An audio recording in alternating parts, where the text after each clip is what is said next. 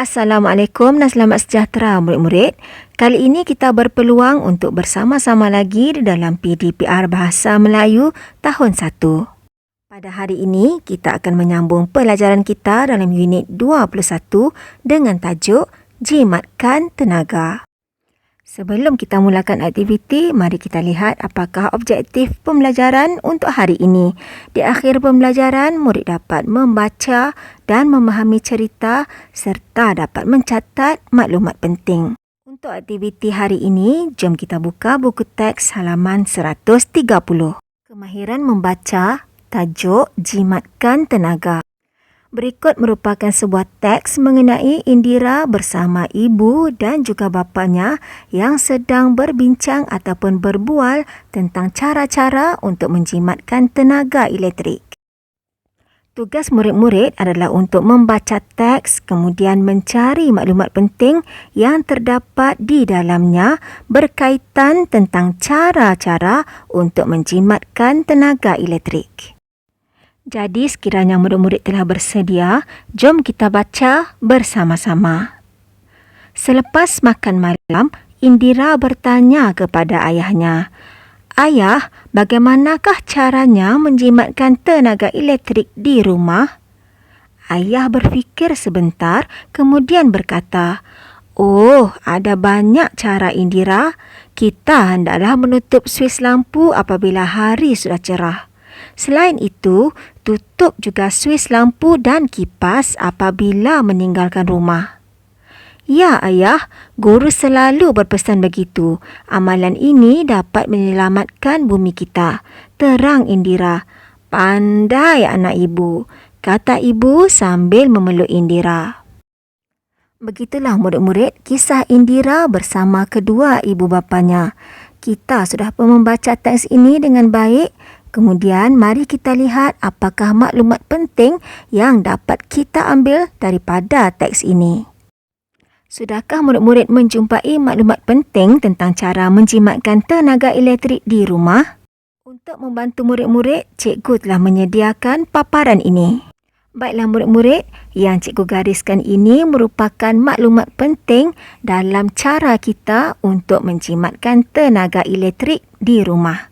Supaya murid-murid semua lebih jelas tentang cara untuk menjimatkan tenaga elektrik, jom kita lihat video ini.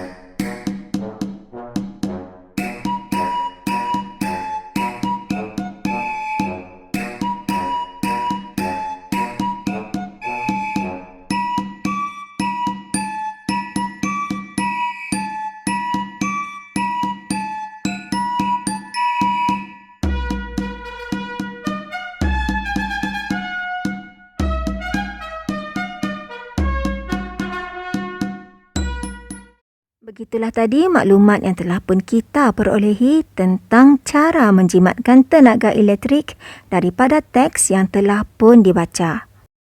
Baiklah, cara yang pertama menutup suis lampu apabila hari cerah dan cara yang kedua menutup suis lampu dan kipas apabila meninggalkan rumah. Beginilah caranya untuk murid-murid menulis ataupun mencatat maklumat penting daripada teks ataupun bahan yang telah pun dibaca. Bagaimana? Mudah kan murid-murid? Baiklah, seterusnya murid-murid diminta untuk menceritakan cara untuk menjimatkan tenaga elektrik di sekolah. Tahukah murid-murid cara untuk menjimatkan elektrik ketika berada di sekolah? Wah, hebat murid-murid. Nampaknya murid-murid semua telah tahu cara untuk menjimatkan tenaga elektrik ketika berada di sekolah.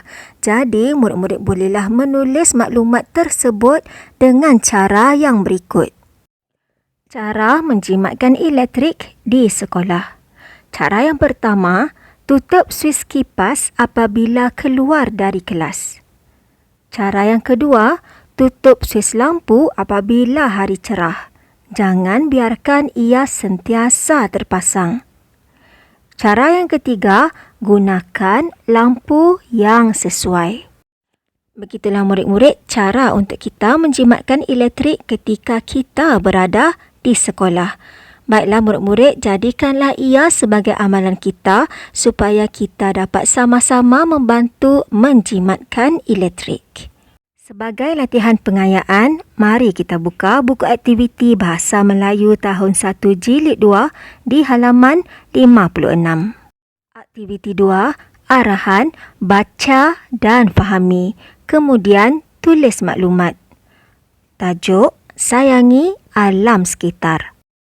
Murid-murid dikehendaki untuk membaca teks dengan baik, kemudian murid-murid tulislah maklumat yang dikehendaki berdasarkan kepada soalan yang telah disediakan.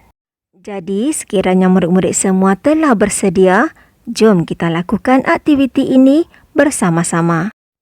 Cuaca sangat panas. Aku duduk di bawah pohon mangga. Aku melihat banyak daun kering. Aku menyapu dan melunggukkan daun-daun kering itu. Aku menyalakan mancis api. Tiba-tiba, aku terdengar suara. Jangan bakar daun-daun di kawasan terbuka. Nanti berjerebu. Udara akan tercemar, kata datukku. Akhirnya, aku mengutip dan menanam daun-daun kering itu. Daun-daun kering itu akan menjadi baja semula jadi. Begitulah kisah tentang seorang budak lelaki yang pada mulanya ingin membakar daun-daun kering secara terbuka.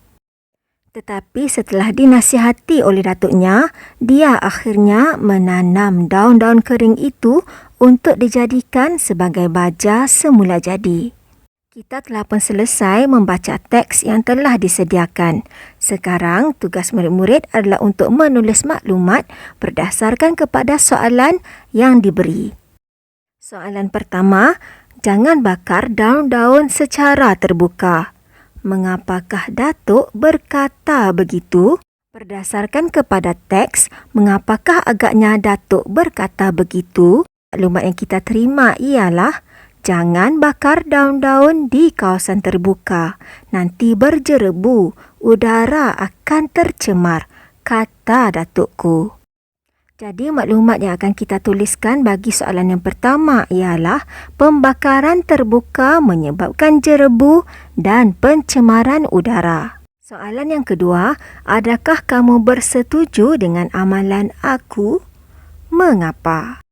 Maksud soalan yang kedua, adakah murid-murid bersetuju dengan tindakan budak lelaki tersebut yang tidak membakar daun-daun kering, sebaliknya menanam daun-daun kering tersebut untuk dijadikan sebagai baja? Murid-murid boleh menjawab menggunakan ya ataupun tidak. Kemudian murid-murid berikanlah sebab mengapa murid-murid mengatakan sedemikian.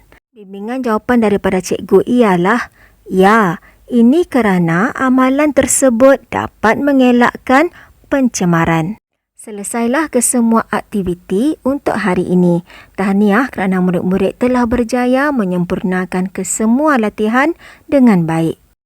Sebagai rumusan, murid-murid telah berjaya membaca dan memahami cerita serta mencatat maklumat penting dan menulisnya. Sehingga kita bertemu di lain kesempatan, ingat jaga diri selalu dan rajin-rajinlah belajar.